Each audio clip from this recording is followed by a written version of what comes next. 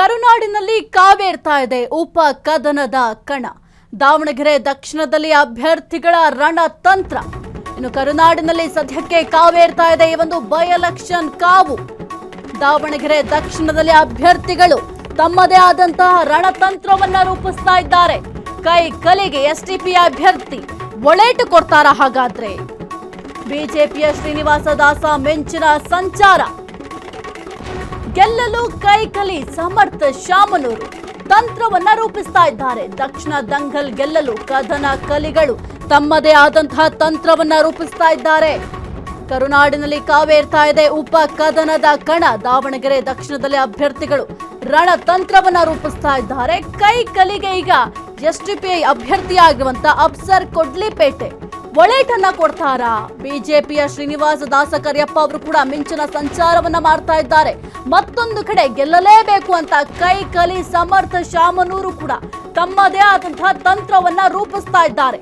ದಕ್ಷಿಣ ದಂಗಲನ್ನ ಗೆಲ್ಲಲು ಕದನ ಕಲಿಗಳು ತಂತ್ರವನ್ನ ರೂಪಿಸ್ತಾ ಇದ್ದಾರೆ. ಈ ತಂತ್ರಗಳು ಎಷ್ಟರ ಮಟ್ಟಿಗೆ ಸಕ್ಸಸ್ ಆಗುತ್ತೆ? ಒಂದು ದಾವಣಗೆರೆ ಬೈ ಎಲೆಕ್ಷನ್ ಕಾವು ದಿನದಿಂದ ದಿನಕ್ಕೆ ರಂಗೇರ್ತಾ ಇದೆ. ಜೊತೆಗೆ ಅಭ್ಯರ್ಥಿಗಳು ಕೂಡ ನಾನಾ ರಣತಂತ್ರವನ್ನ ರೂಪಿಸ್ತಾ ಇದ್ದಾರೆ. ಜೊತೆಗೆ ಪ್ರಚಾರ ಕಾರ್ಯಗಳನ್ನು ಕೂಡ ಮಾಡ್ತಾ ಇದ್ದಾರೆ. ಇನ್ನು ಬಿಜೆಪಿಯ ಶ್ರೀನಿವಾಸ ದಾಸ ಕರಿಯಪ್ಪ ಅವರು ಕೂಡ ಮಿಂಚಿನ ಸಂಚಾರವನ್ನ ಮಾಡ್ತಾ ಇದ್ದಾರೆ.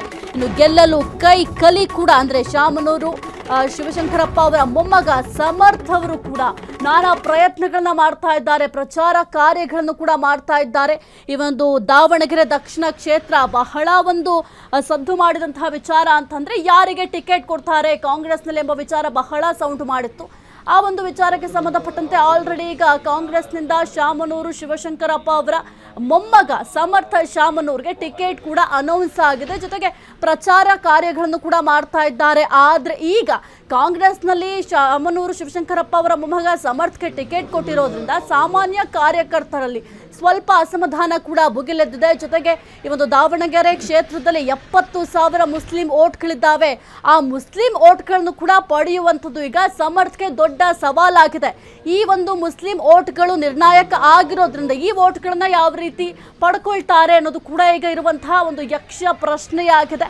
ಜೊತೆಗೆ ಇನ್ನು ದಾಸ ಕರಿಯಪ್ಪ ಅಂದ್ರೆ ಶ್ರೀನಿವಾಸ ದಾಸ ಕರಿಯಪ್ಪ ಅವರು ಕೂಡ ಒಂದು ದೊಡ್ಡ ಸವಾಲಾಗುತ್ತೆ ಸಮರ್ಥ ಶಾಮನೂರು ಅವರು. ಹಾಗಾಗಿ ಇದೆಲ್ಲವನ್ನು ಕೂಡ ಯಾವ ರೀತಿ ನಿಭಾಯಿಸ್ತಾರೆ? ಜೊತೆಗೆ ಈ ಒಂದು ದಾವಣಗೆರೆ ದಕ್ಷಿಣ ಕ್ಷೇತ್ರವನ್ನ ಕಾಂಗ್ರೆಸ್ ಭದ್ರಕೋಟೆ ಅಂತ ಹೇಳ್ತೀವಿ. ಈ ಒಂದು ಭದ್ರಕೋಟೆಯನ್ನ ಅದೇ ರೀತಿಯಲ್ಲಿ ಈಗ ಸಮರ್ಥ ಶಾಮನೂರು ಅವರು ಉಳಿಸ್ಕೊಂಡು ಹೋಗ್ತಾರಾ ಅಥವಾ ಬಿಜೆಪಿ ಅವರು ಇಲ್ಲಿ ಅಧಿಪತ್ಯವನ್ನ ಸಾಧಿಸ್ತಾರಾ?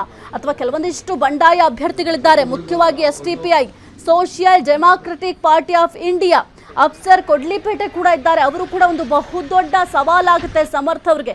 ಯಾಕೆಂತಂದ್ರೆ ಈಗ ಮುಸ್ಲಿಂ ಮತಗಳು ಇಲ್ಲಿ ಡಿವೈಡ್ ಆಗುತ್ತೆ. ಹಾಗಾಗಿ ಇದೆಲ್ಲವನ್ನು ಕೂಡ ಯಾವ ರೀತಿ ನಿಭಾಯಿಸ್ತಾರೆ ಅನ್ನೋದು ಒಂದು ಕಡೆ ಆದ್ರೆ, ಮತ್ತೊಂದು ಕಡೆ ಪ್ರಚಾರ ಕಾರ್ಯಗಳು ಕೂಡ ಬಿರುಸು ಪಡ್ಕೊಂಡಿದೆ. ಒಂದು ಕಡೆ ಸಮರ್ಥ ಶಾಮನೂರು ಅವರು ಪ್ರಚಾರ ಮಾಡ್ತಾ ಇದ್ದಾರೆ, ಮತ್ತೊಂದು ಕಡೆ ಶ್ರೀನಿವಾಸ ದಾಸ ಕರಿಯಪ್ಪ ಅವರು ಪ್ರಚಾರವನ್ನ ಮಾಡ್ತಾ ಇದ್ದಾರೆ, ಮತ್ತೊಂದು ಕಡೆ ಎಸ್ಟಿಪಿಐ ಅಭ್ಯರ್ಥಿಯಾಗಿರುವಂತ ಅಫ್ಸರ್ ಕೊಡ್ಲಿಪೇಟೆ ಅವರು ಕೂಡ ಪ್ರಚಾರ ಕಾರ್ಯಗಳಲ್ಲಿ ತಮ್ಮನ್ನು ತಾವು ತೊಡಗಿಸಿಕೊಂಡಿದ್ದಾರೆ. ಹಾಗಾಗಿ ಒಂದು ದಾವಣಗೆರೆ ದಕ್ಷಿಣ ಕ್ಷೇತ್ರ ಇಲ್ಲಿ ಯಾರನ್ನ ಜನರು ಗೆಲ್ಲಿಸ್ತಾರೆ ಅನ್ನೋದು ಬಹಳ ಕುತೂಹಲಕ್ಕೂ ಕೂಡ ಕಾರಣ ಆಗಿದೆ. ನೀವು ಕೂಡ ಗಮನಿಸ್ತಾ ಇದ್ದೀರಾ ಯಾವ ರೀತಿ ಒಂದು ಅಲ್ಲಿ ಮಸೀದಿಗೆ ಹೋಗಿ ಒಂದು ನಮಸ್ಕಾರ ಮಾಡೋದಾಗಿರ್ಬೋದು, ಅದೆಲ್ಲವನ್ನು ಕೂಡ ಈಗ ಅಫ್ಸರ್ ಕೊಡ್ಲಿಪೇಟೆ ಏನಿದ್ದಾರೆ ಅಂದ್ರೆ ತಮ್ಮ ಒಂದು ಸಂಪ್ರದಾಯದ ಪ್ರಕಾರ ಯಾವ ರೀತಿ ಒಂದು ವಂದನೆಯನ್ನು ಸಲ್ಲಿಸಬೇಕು ಅದೆಲ್ಲವನ್ನು ಕೂಡ ಮಾಡ್ತಾ ಇದ್ದಾರೆ. ಒಟ್ಟಿನಲ್ಲಿ ಒಂದು ದಾವಣಗೆರೆ ದಕ್ಷಿಣ ಕ್ಷೇತ್ರ ಪ್ರಚಾರ ಕಾರ್ಯ ಕೂಡ ಬಿರುಸನ್ನ ಪಡ್ಕೊಂಡಿದೆ. ಕ್ಷಣ ಕ್ಷಣದ ಸುದ್ದಿಗಳಿಗಾಗಿ ಫ್ರೀಡಂ ಟಿವಿ ಸಬ್ಸ್ಕ್ರೈಬ್ ಮಾಡಿ, ಲೈಕ್ ಮಾಡಿ ಹಾಗೂ ಫಾಲೋ ಮಾಡಿ. ಹೊಸ ಸುದ್ದಿಗಳ ನೋಟಿಫಿಕೇಶನ್ಗಾಗಿ ಬೆಲ್ ಐಕಾನ್ ಮೇಲೆ ಕ್ಲಿಕ್ ಮಾಡಿ.